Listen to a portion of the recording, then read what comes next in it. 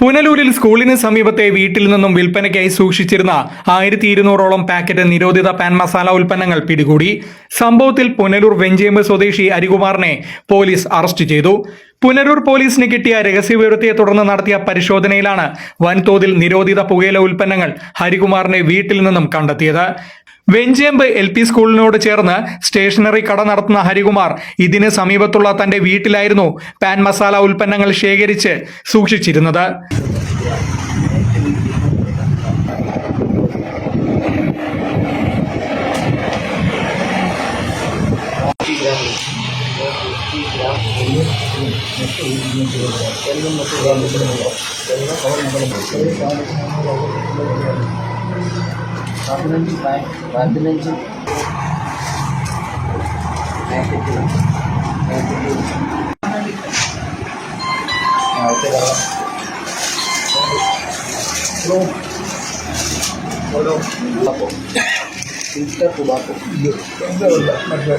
ശംഭു ഇന്ന് രേഖപ്പെടുത്തിയ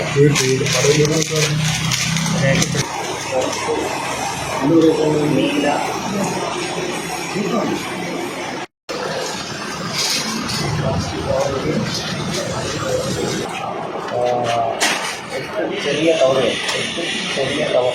ചെറിയ